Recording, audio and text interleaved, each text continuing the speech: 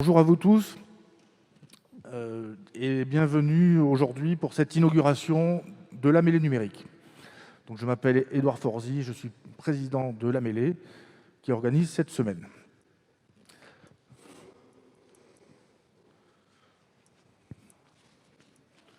Allez, on ajuste. Monsieur le secrétaire d'État, Cédric O, monsieur le préfet, mesdames et messieurs les députés, madame la vice-présidente du conseil régional, monsieur le président du conseil départemental de Haute-Garonne, monsieur le vice-président de Toulouse Métropole, monsieur le président du SICOVAL, mesdames et messieurs, chers amis, c'est avec un plaisir immense, quoique un peu caché par une bonne dose de stress, que je vais procéder à l'ouverture de cette nouvelle édition de la mêlée numérique, Semaine digitale d'Occitanie, festival de l'Homo numericus. Ce festival, l'un des plus anciens et reconnus sur ces thématiques en France, donne chaque année le pouls de notre activité ici en Occitanie, de nos innovations, de nos usages, de l'apport et de l'impact du numérique sur nos entreprises, sur nos sociétés, sur chacun de nous. En cette année très particulière, nous souhaitons que cet événement, qui a pu se maintenir malgré tout, soit synonyme d'un nouvel espoir, d'une nouvelle donne, d'une renaissance. Cette semaine, ce seront plus de 120 sessions, 430 intervenants, tout sera en phygital, c'est-à-dire en présentiel ici, et on a un certain nombre de personnes qui sont déjà connectées ce matin, avec plus de 120 partenaires et structures diverses et variées qui soutiennent cet événement. Et nous sommes très fiers d'avoir pu l'organiser dans ces conditions-là. Cette semaine, donc portée par l'association La Mêlée, que j'ai l'honneur de présider et d'avoir créé il y a 20 ans, puisque ce sont les 20 ans de La Mêlée, avec un moment précis qui aura lieu aussi jeudi soir. Ces rencontres s'adressent d'abord à toutes nos fractures numériques, avec cette journée numérique pour tous, et avec tout ce drame de l'inclusion numérique, et porté avec le hub Rhinoc que nous avons créé ici en Occitanie. Et nous en parlions tout à l'heure, nous souhaitons que vous puissiez nous soutenir pour la suite de ces événements, monsieur le ministre. Cette semaine s'adresse à l'impérieuse nécessité de la transformation numérique et écologique, sujet que nous portons aussi ici à la mêlée depuis notre création et que nous essayons de porter sur l'ensemble des territoires d'Occitanie. Et les territoires ont une importance particulière pour moi, puisque je suis gersois. Il me semble que vous en connaissez d'autres. Voilà. Et enfin, cette semaine s'adresse à notre inventivité, à nos startups, aux entreprises qui veulent se transformer, et il y en a bien besoin en ce moment, avec les rencontres que nous organisons sur ces thématiques. Et bien sûr, on terminera la semaine avec les sujets des talents, de la formation, l'éducation, la mixité et la diversité. Voilà, je ne vais pas vous décrire tout le programme, mais ça vous en donne un aperçu en quelques mots. Bref, une semaine pour tous innover, débattre, réduire les fractures et trouver tous ensemble des solutions, tous ensemble comme on le fait ici en Occitanie, en mêlée. Le soutien que vous nous apportez aujourd'hui, monsieur le ministre, on l'espère, sera suivi de lendemain, et nous comptons sur vous pour nous aider à mettre en route une nouvelle dynamique dans notre région et pour entrer dans notre mêlée. Donc je déclare ouverte la semaine de la mêlée numérique, édition spéciale des 20 ans. Bonne semaine à tout le monde.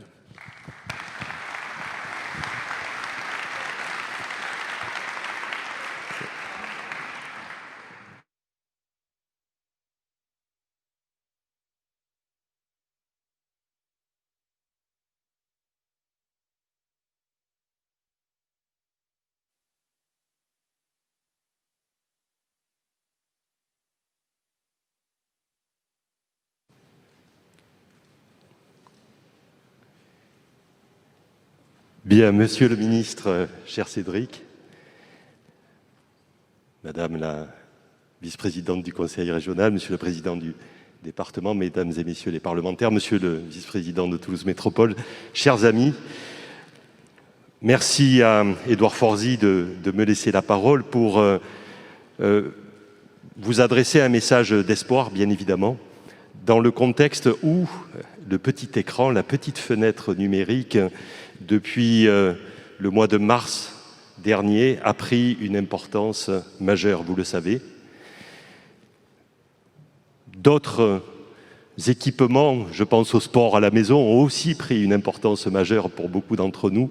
Mais la question du numérique est devenue une question cruciale. Nous sommes passés directement dans l'ère du lien numérique entre nous, entre nos concitoyens, là où précédemment, sans doute, nous parlions plus volontiers du lien social.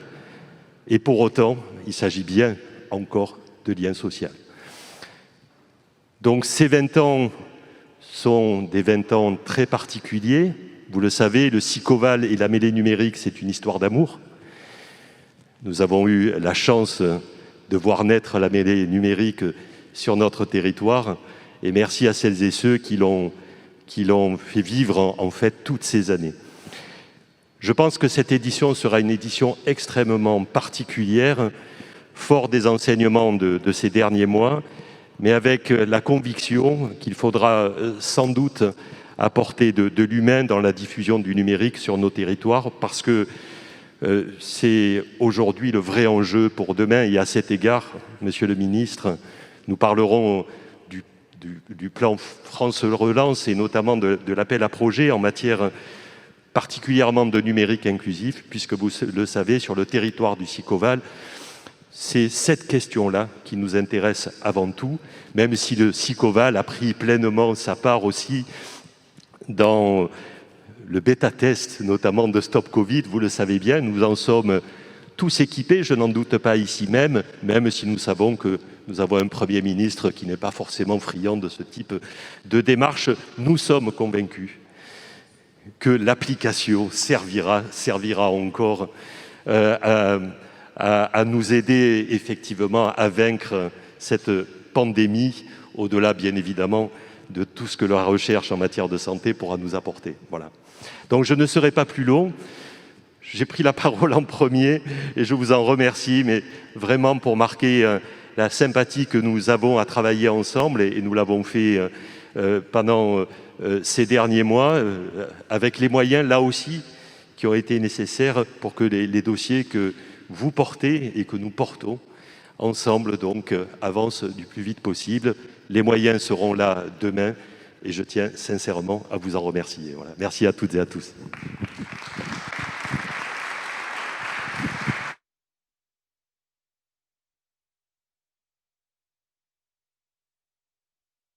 Transfert, merci. Vice-président de Toulouse Métropole.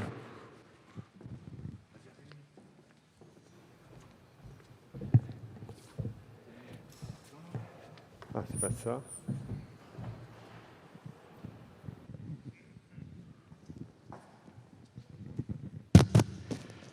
Monsieur le ministre, cher Cédrico, je suis très heureux de vous accueillir ici dans ce haut lieu du numérique à Toulouse Métropole, ce Quai des Savoirs, que nous avons pu visiter de façon assez rapide en préambule de cette réunion. Mesdames, Messieurs les élus, Madame la vice-présidente de la région, chère Nadia, Monsieur le vice-président du conseil départemental, Monsieur le vice-président du Sicoval, que je ne vois plus, Jacques, avec qui on travaille beaucoup, avec Cédrico d'ailleurs, sur le numérique et sur l'inclusion numérique. Ce sont les territoires Toulouse Métropole et le Sicoval qui forment l'aire urbaine toulousaine pour travailler sur ces sujets. Mesdames, Messieurs, je suis très heureux de vous retrouver ici dans une période un peu particulière. Et cher Cédric, je te disais tout à l'heure qu'il y a quelques années, ce lieu a été inauguré par ton prédécesseur, puisque c'était Axel Lemaire à l'époque, qui était venu inaugurer en preview presque, puisque le bâtiment n'était pas encore ouvert, ce magnifique lieu du numérique de Toulouse Métropole. Alors le numérique aujourd'hui est bien sûr, et on l'a vu avec la crise du Covid, devenu primordial pour nos sociétés, un enjeu à la fois pour les entreprises, mais aussi pour les citoyens. Et bien sûr, aujourd'hui, parler numérique, c'est parler de sujets régaliens.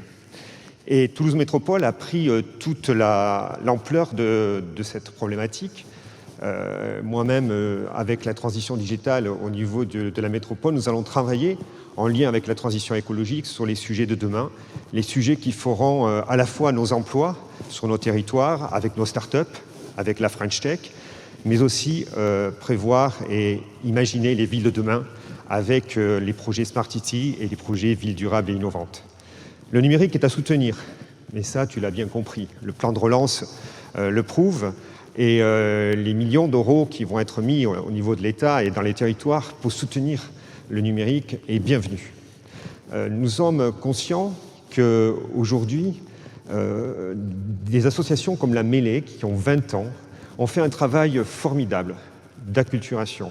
J'étais moi-même à l'époque jeune conseiller municipal ici à Toulouse, et avec Édouard Fourzy, notre aventure a commencé sur ce soutien, ce qu'on appelait à l'époque les nouvelles technologies d'information et de la communication. Mais aujourd'hui, on s'aperçoit que les enjeux à la fois territoriaux, mais les enjeux aussi européens et mondiaux sont énormes. Je me suis laissé dire, mais peut-être que tu en parleras, que l'Europe est aussi très présente sur ces sujets du numérique. Et je crois qu'il y a plus de 100 milliards d'euros qui sont mis à disposition au niveau de l'Europe.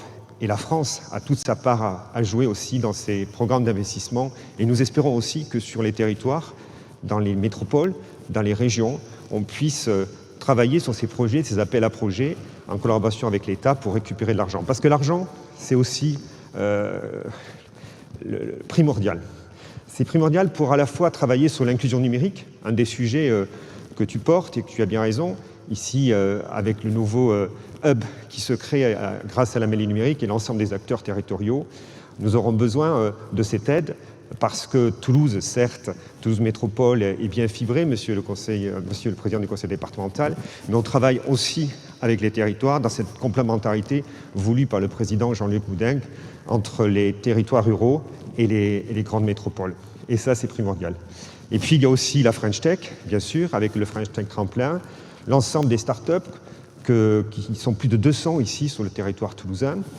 On a travaillé pendant toutes ces années aux labellisations, aux différentes labellisations avec succès. Et Toulouse n'a pas à rougir de son positionnement puisqu'elle a été classée, je crois, Toulouse Métropole, 2e en 2016 pour le classement de plus de start-up sur le territoire national, avec plus de 200 start-up aujourd'hui. Donc nous sommes la première métropole à part Paris, créatrice de start-up sur le territoire toulousain. Voilà, donc celle-ci nous augure de bonnes perspectives, une bonne semaine. J'étais la semaine dernière à la Digital Week à Nantes, à l'invitation de mon ami Franck Richet et de Johanna Roland, qui avait invité le maire de Toulouse. Et je sais que les territoires bougent. Et c'est sur les territoires que l'on peut s'appuyer pour pouvoir faire progresser nos idées, faire progresser le numérique au sein de la France et au niveau de l'Europe aussi. Voilà, merci beaucoup en tout cas. Je vous souhaite une bonne semaine de réflexion, de partage, de réseautage, parce que le réseautage, c'est aussi important pour faire avancer nos startups sur nos territoires. Et en tout cas, encore merci, Monsieur le Ministre, de votre présence pour ces 20 ans de la mêlée.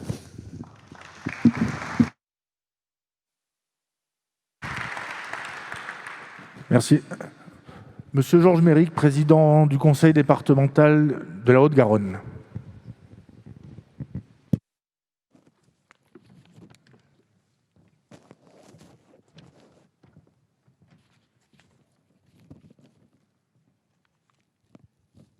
Monsieur le ministre, bienvenue en Haute-Garonne.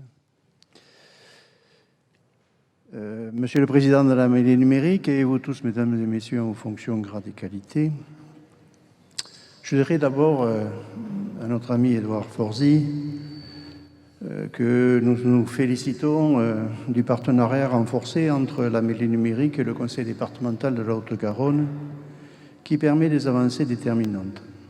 Et donc, je suis très heureux d'être avec vous ce matin pour l'ouverture de cette 20e édition de la mêlée numérique qui s'inscrit cette année dans un contexte particulier et préoccupant.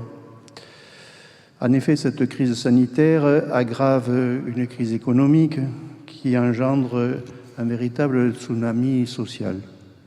Cette crise, d'ailleurs, a mis en lumière les limites d'une mondialisation, les injustices d'un néolibéralisme et les faiblesses de l'hypermétropolisation.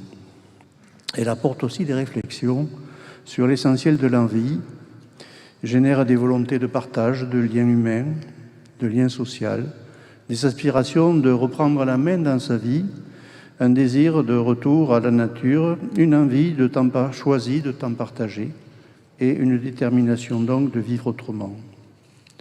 Mais aussi, chacun a pu apprécier l'intérêt des usages du numérique, notamment lors du confinement,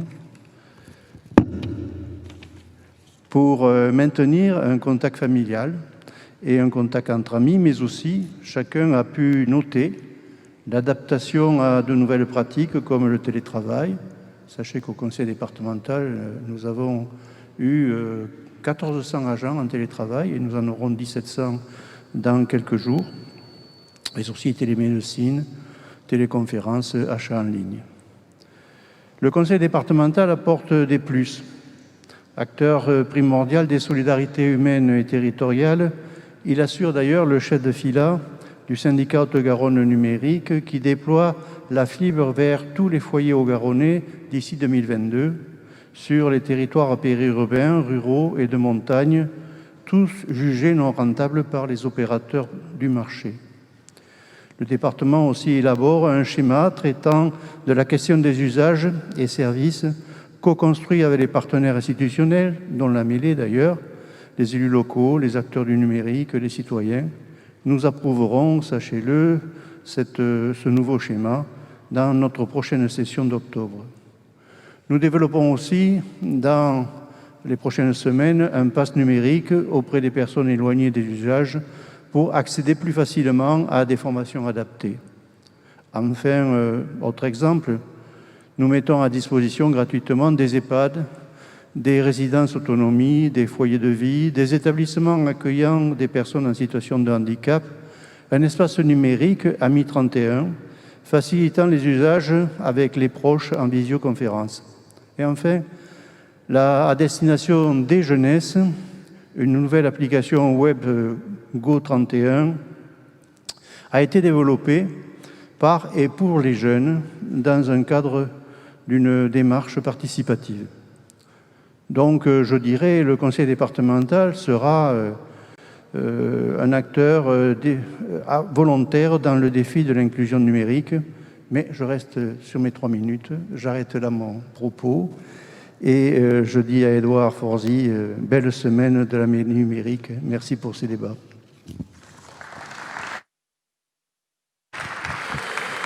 Merci, Monsieur le Président. Nous accueillons Madame Nadia Pellefig, vice-présidente de la région Occitanie.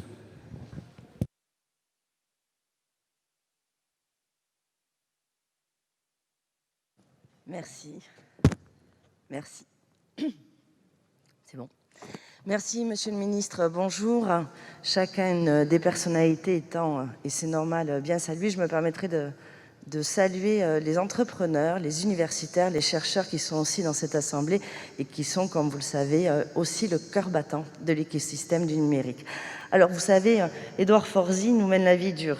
Finalement, même pour fêter 20 ans, on a droit à 3 minutes en mode pitch. Mais finalement, n'est-ce pas là une vision assez égalitaire de la manière dont nous mettons chacun au service du numérique? Il y a 20 ans, Monsieur le Ministre, nous parlions numérique et il y avait un certain nombre de marques qui étaient à la pointe de la tendance, les smartphones, Nokia, Ericsson, Motorola. Elles ont disparu, en tout cas elles ne s'illustrent plus sur les premières marches du podium. Il y a 20 ans, on parlait du réseau des réseaux, encore en parlant d'Internet, et parfois même pour faire brancher, on parlait des NTIC, les nouvelles technologies de l'information et de la communication. En réalité, 20 ans plus tard, nos enjeux ils sont très très différents. Le numérique est partout, néanmoins il y a des concentrations sur lesquelles la France a eu du mal à affirmer sa souveraineté. Ici, dans ce territoire, ce que nous voulons, c'est un numérique éthique, inclusif, qui pose un certain nombre de règles qui garantissent que finalement le numérique, les nouvelles technologies, soient synonymes de progrès et mettent au cœur de leur action l'humain, la bienveillance, le fait finalement de créer des richesses qui servent et qui sont utiles à nos populations. Alors j'aurais 3 choses à vous dire. D'abord, vous dire merci. Merci de votre présence, de témoigner de votre intérêt à notre écosystème en venant ici. Vous faire une demande et vous annoncer une bonne nouvelle. La demande, c'est, dans une période qui est si particulière, nous attendons de l'État que vous nous aidiez. Non pas à faire à notre place. Ici, il y a des tas d'initiatives. Vous en découvrirez un certain nombre et je sais que vous en suivez en particulier tout un tas. Nous avons plein d'entreprises, nous avons l'IRIT, le LAS, nous avons des beaux laboratoires de recherche, nous avons la mêlée numérique, nous avons l'IoT Valley, nous avons des entreprises à succès, je sais que vous en visiterez certaines cet après-midi. Mais on a besoin d'aide. On a besoin d'aide parce que le numérique ici, il structure d'autres filières que la seule structure numérique. On a besoin d'aide parce que dans un territoire aussi vaste que la région Occitanie, où vous avez des territoires ruraux, des territoires de montagne, où vous avez des quartiers populaires, nous avons besoin que l'ensemble de notre population puisse considérer que le numérique sera un vecteur d'avenir. Alors oui, tous les dispositifs qui penseraient écrivain public, écrivain numérique, qui penserait de faire en sorte que finalement le numérique ne soit pas réservé à une élite, celle qui peut le consommer, celle qui peut l'utiliser. Nous avons vu il y a quelques mois à quel point le numérique avait été un outil majeur, pas simplement pour permettre l'inclusion dans le numérique, mais parce qu'il a permis à nos jeunes de suivre leurs cours en distanciel. Et je suis heureuse que la région ait pu fournir à tous les élèves de seconde des ordinateurs pour ce faire. Je regrette que des étudiants se soient vus exclus de l'accès à des cours de qualité, soit parce qu'ils n'avaient pas d'ordinateur, soit parce que les opérateurs ne leur permettaient pas, avec des forfaits peu chers, liés souvent à la précarité étudiante, d'accéder à l'ensemble des services qui leur étaient proposés. Donc oui, nous avons besoin d'aide pour que, puissance publique, acteurs privés, nous puissions faire en sorte que chacun puisse bénéficier du numérique et que celui-ci reste selon les règles républicaines et les volontés d'inclusion et de progrès que nous voulons ensemble. Et enfin, une bonne nouvelle. La bonne nouvelle, c'est que toute la journée, vous allez voir que vous avez plein de gens sur lesquels vous appuyez. Parce qu'ici, nous sommes motivés, parce que si ça s'appelle la mêlée, c'est que nous avons le goût du pacte et de l'effort, et que vous savez toujours que dans la ligne des 22, on ne recule jamais. Donc on sera aussi là, présent, pour répondre présent, et puis pour dire que nos entreprises, elles doivent rayonner ici, être au service d'ici, mais jamais se fermer et être ouvertes sur le monde et rayonner. Alors très heureuse qu'il y ait 2 French Tech en Occitanie, Toulouse et Montpellier, mais également sur l'Adour et à Perpignan. Et donc un dernier vœu, permettez-le-moi, faisons en sorte ensemble que Perpignan ne devienne jamais une grande agglomération qui se ferme et que par le numérique, par la recherche, par la science, la connaissance, elle demande une grande ville d'Occitanie ouverte sur le monde, prête à rayonner et à dire partout que oui, les talents, la République sont présents sur nos territoires. Merci, Monsieur le Ministre.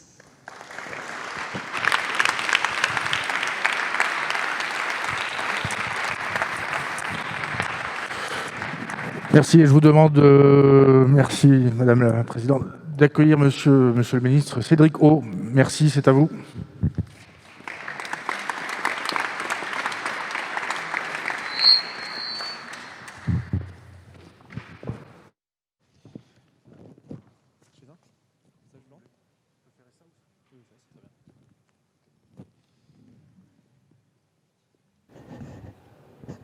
Mesdames et messieurs les parlementaires, monsieur le président du conseil départemental, madame la vice-présidente du conseil régional, monsieur le vice-président, cher Bertrand, monsieur le président du CECOVAL, cher Jacques, monsieur le préfet, mesdames et messieurs les élus, chers amis.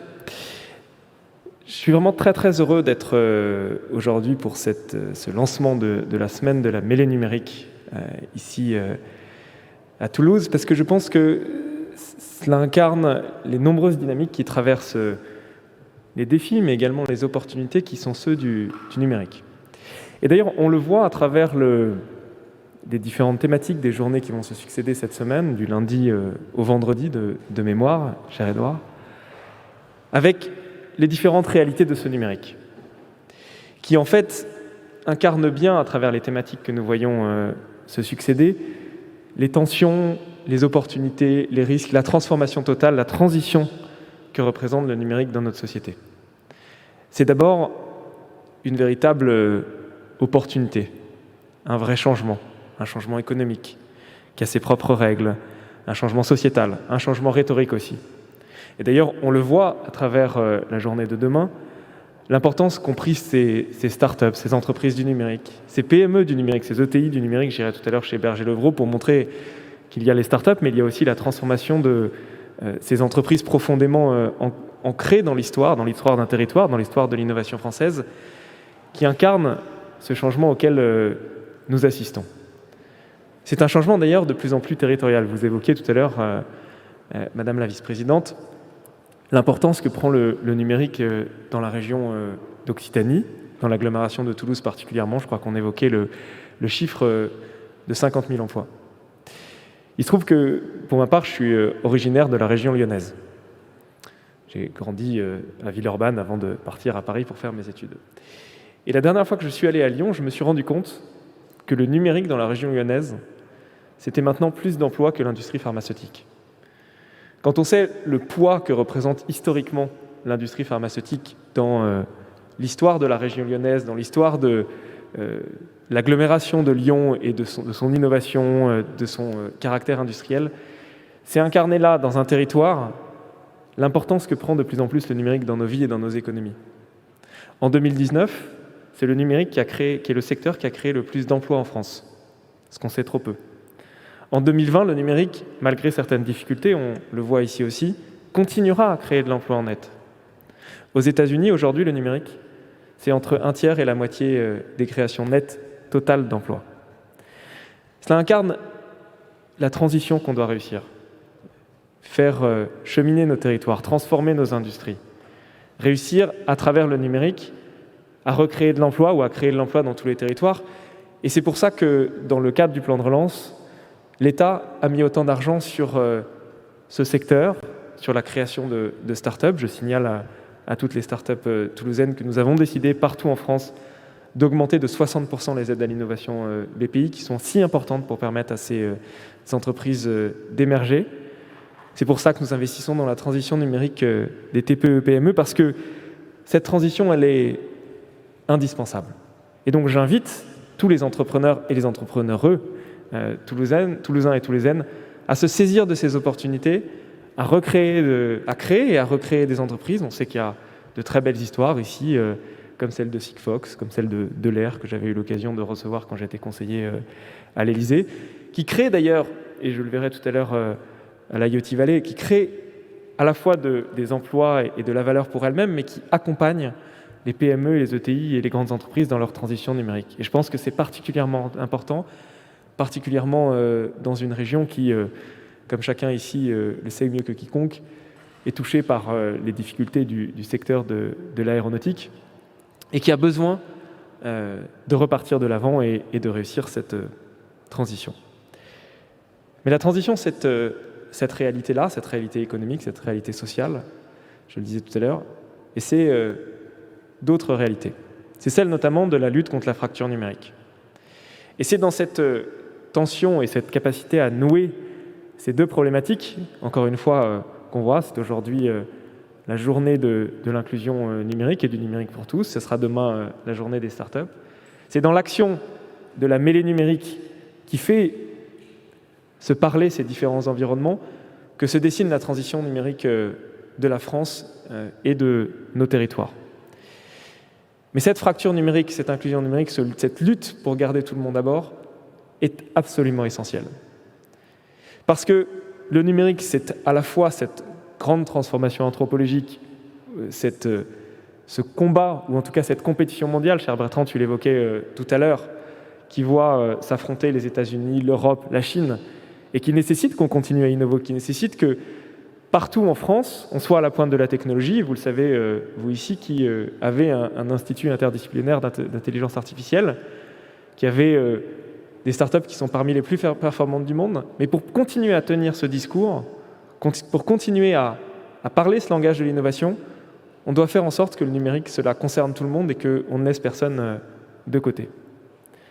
Et pendant le confinement, on a particulièrement vécu ces deux réalités du numérique. Avec d'un côté, un monde numérique, ou en tout cas un confinement qui était rendu supportable à cause et grâce au numérique, qui était devenu l'épine dorsale de nos vies. Tout était numérique. Le travail, la santé, les relations avec nos proches.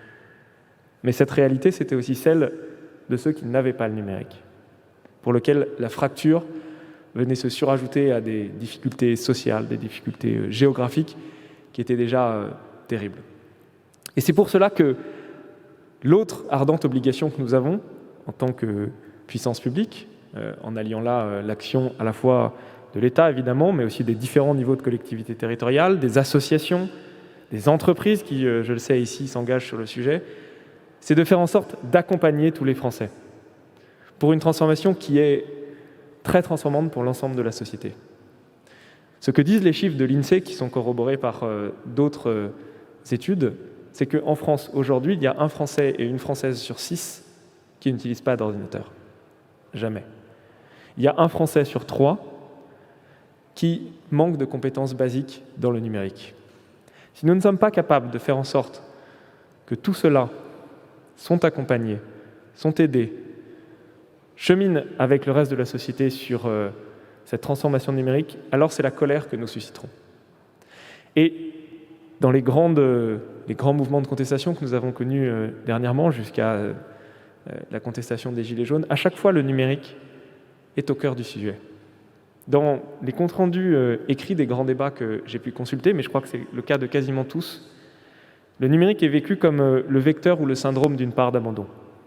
Et si nous continuons à marcher sur cette voie, alors tout ce que j'ai évoqué au début, cette question de la transition numérique, cette question de l'innovation, alors elle opposera deux France. Et c'est ça que nous ne voulons pas. C'est pour ça que nous devons absolument accompagner cette transition et que nous voulons faire de la lutte contre la fracture numérique un élément essentiel de la relance. C'est quelque chose que nous ne pouvons faire que de manière coopérative et partenariale. Je sais qu'ici, notamment grâce à l'action du nouveau hub RINOC, je crois que c'est son nom, l'ensemble des collectivités travaillent ensemble, avec l'État, avec les associations, encore une fois avec les entreprises, pour faire en sorte qu'on structure ce monde de l'inclusion numérique. Je pense que ce n'est que comme ça que nous pourrons réussir à faire en sorte qu'on offre une aide et un accompagnement à tous ces Français partout sur le territoire. C'est un sujet que nous avons voulu mettre aussi au cœur du plan de relance, qui donc incarne ces deux réalités, à la fois l'innovation, investir sur l'intelligence artificielle, sur la cybersécurité, sur l'informatique quantique, mais également cette question du numérique du quotidien qui nous tient tant à cœur. Et le numérique du quotidien, c'est d'abord d'apporter la connexion. Vous évoquiez tout à l'heure, Monsieur le Président, le déploiement de la fibre. C'est là encore une politique que nous menons partenarialement avec les collectivités territoriales pour faire en sorte de couvrir la France de fibre. Et c'est ce que nous avons annoncé, que nous mettions en capacité de faire de la fibre un service universel, de la même manière que l'eau ou l'électricité. D'ici 2025, nous fibrerons 100% du territoire français. C'est la question du déploiement des réseaux mobiles. Parce qu'on peut évidemment parler d'Internet, on peut évidemment parler de connexion, mais quand vous n'avez ni la fibre ou que vous n'avez pas le réseau mobile, c'est assez ésotérique. Et c'est pour ça que nous avons fait le New Deal mobile, signé en 2018 par mes collègues Julien Denormandie, Mounir Majoubi et Agnès Pannier-Runacher, avec l'ARCEP et les opérateurs. Le New Deal mobile, il faut se rendre compte de ce que ça représente dans les territoires. Dans les 15 ans qui ont précédé 2018, c'est 600 pylônes qui ont été allumés dans les zones blanches en France. 600 pylônes par les opérateurs. Dans les 2 ans qui viennent, on va allumer dans les zones blanches en France plus de 2000 pylônes. Dans la région Occitanie, il y en a déjà 68 qui ont été allumés. Il y en a 326 qui vont être allumés partout en Occitanie, uniquement dans les zones blanches. Je ne compte même pas les pylônes dans les grandes villes. 15 pylônes en Haute-Garonne, Monsieur le Président, ce qui représente un changement absolument essentiel pour les gens, parce que pour commencer à parler de fracture numérique, pour commencer à parler de numérique, encore faut-il que les gens aient la connexion. Le deuxième élément, c'est cette question de l'inclusion numérique. On sait que le sujet progresse, que tout le monde en a besoin. Les opérateurs, Pôle emploi, la CAF, la CNAV, les collectivités territoriales, l'État, parce que notre monde se digitalise, parce que les services privés se digitalisent pour consulter un compte en banque ou effectuer une réservation. On bute toujours sur cette question des médiateurs numériques, parce qu'on n'a pas assez de gens pour former les gens. C'est pour ça que nous avons décidé, au cœur du plan de relance, de déployer 250 millions d'euros dans les 2 ans pour que plusieurs milliers de médiateurs numériques aillent partout en France. Et là encore, je suis d'accord avec vous, Madame la Vice-Présidente, ce n'est pas à nous de vous dire comment vous devez faire. Et donc, on doit travailler ensemble pour faire en sorte que l'Occitanie, l'agglomération de Toulouse, le département de la Haute-Garonne, puissent accueillir un maximum de ces médiateurs. Que l'État finance, que l'État aide à financer, mais qu'ils soient déployés par les collectivités, parce que dans cette question de l'inclusion numérique, qui est d'accompagner en proximité des personnes âgées comme des jeunes, on oublie trop souvent que les jeunes aussi sont concernés par ces difficultés numériques. bien, ce sont les collectivités territoriales, particulièrement les mairies, les EPCI ou les départements à travers le travail social, qui sont en capacité d'accompagner les Françaises et les Français pour faire en sorte qu'on ne les laisse pas de côté dans cette grande transformation. Une transformation d'ailleurs qui n'est pas que de savoir s'actualiser sur Pôle emploi, de savoir télécharger son attestation de sortie ou de faire en sorte de pouvoir vendre un objet sur le bon coin. Ce qui, je pense, est en jeu à travers la transition numérique, c'est beaucoup plus que ça. Parce qu'on s'aperçoit que quand on commence à apprendre à quelqu'un à créer une adresse email, les questions qui viennent juste derrière, c'est la question des données. C'est la question des fausses informations sur Internet. C'est la question de la parentalité à l'heure des écrans. Et ce dont on se rend compte, c'est qu'en fait, ce qui est en jeu aujourd'hui à travers cette grande transformation numérique, ce n'est pas une question de silos qui se superposent. C'est une question de grammaire. On a un monde qui change, qui se transforme, avec deux très grandes transformations, la transformation environnementale, la transformation numérique. Et on a besoin de faire en sorte que tous les Français comprennent cette grammaire. De faire en sorte, si vous me passez le mot, que la cordée ne soit pas trop longue. Et donc, on a besoin de faire Pâques, puisqu'on est aujourd'hui dans la mêlée numérique. C'est un sujet dont je pense que nous aurons l'occasion de reparler à de nombreuses reprises, parce que comme toute grande transformation, elle se fait dans le temps, elle se fait dans les territoires. Mais en matière de transition numérique, je pense que, après que le sujet ait été très technologique, très international, c'est l'heure des territoires. Et donc, pour reprendre une expression qui vous est chère ici, je tape à suivre. Merci beaucoup.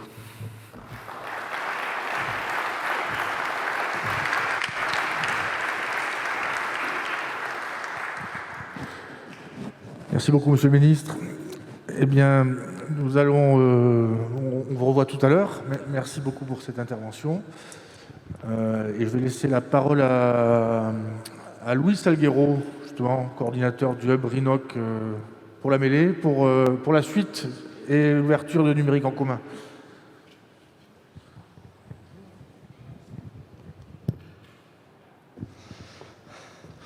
Bonjour à toutes et à tous. Merci d'être là, merci à toutes et merci aussi du coup à Pierre-Louis Roll, directeur du programme Société numérique qui nous rejoint aujourd'hui, également François Huguet pour une journée particulière. On est sur numérique en commun Occitanie. Donc c'est une journée, comme vous le savez, qui est dédiée à l'inclusion numérique. L'inclusion, on en a parlé là à l'instant et je remercie encore nos élus de porter ces chantiers-là qui sont d'une importance capitale. Je suis chef de projet à la mêlée et également coordinateur du hub pour un numérique inclusif, RINOC, donc pour Réseau et Hub pour l'inclusion numérique en Occitanie. Et j'ai envie de passer la parole tout de suite, donc, justement pour qu'on vous en dise un peu plus sur ce format qui est numérique en commun. C'est une initiative nationale, en local aussi, mais je passe la parole tout de suite. Alors, qui veut commencer? Peut-être comme tu veux. Pierre-Louis? Allez, je te laisse la parole. Merci beaucoup, et je reprends la parole juste après pour vous dire le programme de la journée. Une journée exceptionnelle, vous allez le voir. Merci beaucoup, Louis. Là, je crois que ça marche, oui. Merci beaucoup, Louis. Monsieur le préfet, monsieur le ministre, monsieur le préfet, madame la vice-présidente de la région, mesdames et messieurs les parlementaires, monsieur le président du conseil départemental, monsieur le président Auberti, mesdames et messieurs et chers amis et partenaires de la médiation numérique en Occitanie, le ministre vient de fixer la feuille de route que nous, le programme Société numérique, on va devoir mettre en œuvre dans les semaines et les mois à venir pour l'inclusion numérique. Et quelque part, en venant vous présenter ce matin ce qu'est le numérique en commun, on va vous présenter aussi quelle est la méthode qui préside à notre action en tant qu'opérateur de l'État et responsable de ce plan. Je suis vraiment très heureux d'inaugurer ce numérique en commun Occitanie, dans cette journée numérique pour tous qui vient incarner dans cette semaine l'inclusion numérique. Et d'autant plus que c'est le second dans la région, après une première édition remarquable qui était organisée par Sicoval, qui est un de nos 20 territoires d'action pour un numérique inclusif, justement un des territoires avec lesquels on expérimente en priorité tous nos dispositifs avant de les monter à l'échelle nationale. Des événements numériques en commun, il va y en avoir une dizaine dans les mois et semaines à venir, surtout le territoire métropolitain et d'outre-mer, et ils viennent incarner cette méthode qui préside à la stratégie nationale pour un numérique inclusif, qui a été lancée il y a 2 ans, et dont le principe est que l'inclusion numérique doit reposer sur une grande alliance entre l'État, entre les acteurs de la médiation numérique, entre les entreprises, publiques comme privées, entre les chercheurs, représentés aujourd'hui par François ici sur scène, et par toutes ces parties prenantes. Et cette méthode, c'est celle qui va nous guider dans les mois à venir. Avec un fil rouge, comme le rappelait le ministre, il y a une urgence à agir aujourd'hui pour l'inclusion numérique, mais on doit garder en tête qu'on ne sait pas qui seront les exclus du numérique de demain, que les technologies vont évoluer, qu'il va y avoir aussi de nouveaux usages qui vont naître, et donc on doit penser tout ça en dynamique. Et c'est pour ça que l'inclusion numérique, ce n'est pas simplement une montée en compétences numériques de base comme une fin en soi. C'est pas non plus la voiture-balai de la dématérialisation des services publics. C'est quelque chose de plus important. C'est cet apprentissage de la citoyenneté numérique qu'évoquait le ministre, ce regard critique sur les technologies, et c'est aussi un levier de développement territorial. Et c'est pour ça que c'est important aussi que l'inclusion numérique soit aussi portée par l'Agence nationale de la cohésion des territoires. Et donc numérique en commun, c'est un peu tout ça. C'est aussi un événement où on est certes tous très heureux de se rencontrer, mais c'est surtout une communauté de pratiques. On va identifier les bonnes pratiques en Europe, en France, on va réunir tous ces acteurs-là et on va faire en sorte que de ces rencontres, de cet événement national qui aura lieu à Lyon le 17 novembre prochain, alors de façon beaucoup plus réduite compte tenu de la condition sanitaire, on va bientôt annoncer les modalités. Il y aura une journée très réduite à Lyon et 1 mois de séminaires et activités en ligne, une sorte de MOOC géant mais en un peu plus sympa quand même, qui va durer 1 mois durant. Et à l'issue de tout ça, l'objectif c'est vraiment d'avoir des livrables et des solutions activables pour tous les territoires, puisque dans les semaines à venir, on va devoir être tous sur le pont pour arriver à mettre en place le plan de relance inclusion numérique notamment, et là il va falloir vraiment faire du sur-mesure en partant vraiment des besoins des personnes les plus vulnérables face au numérique et des particularités de chaque territoire. Donc l'ANCT sera à vos côtés pour construire ces étapes majeures à venir, et les NEC locaux vont y contribuer. Comme je disais, il y en a 10 à venir en métropole et en outre-mer, et je vais laisser à François le soin de présenter un peu cette méthode de travail.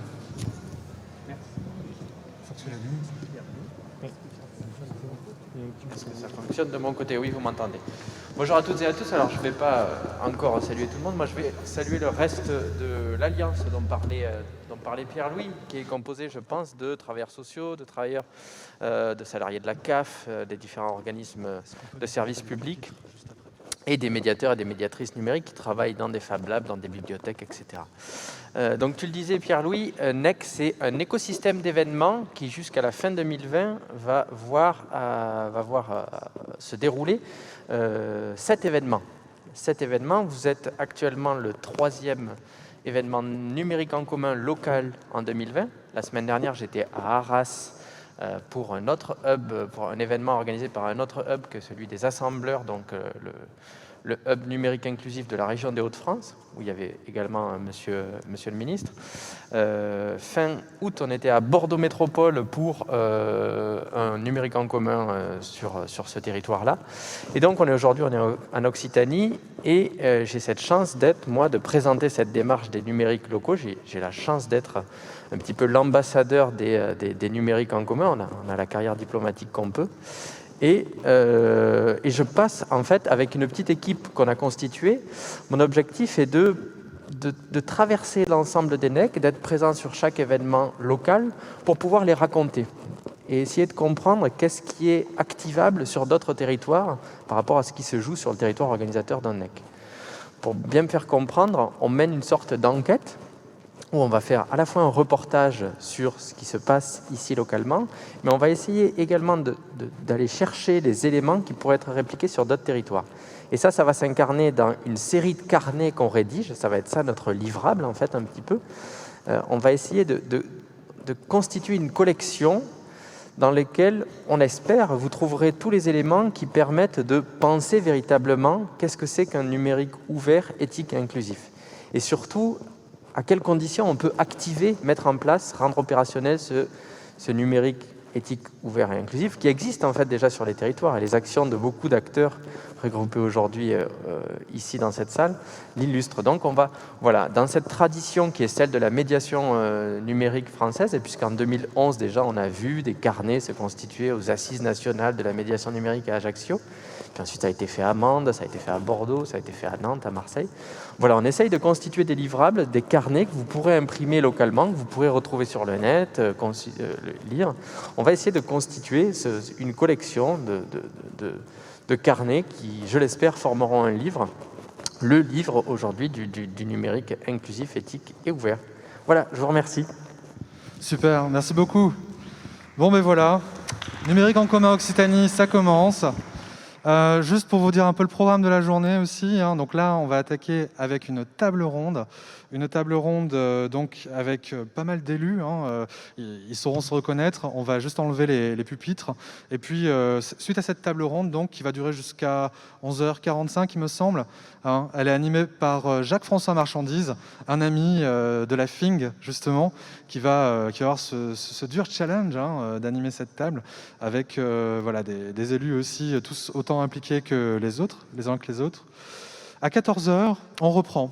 14h, on aura une table ronde sur les entreprises. Donc, les entreprises s'impliquent, s'engagent hein, dans l'inclusion numérique en Occitanie. C'est assez impressionnant. Vous allez voir aussi comment on a réussi à mobiliser hein, tous ces acteurs et comment ils se mobilisent sur ce territoire-là en région.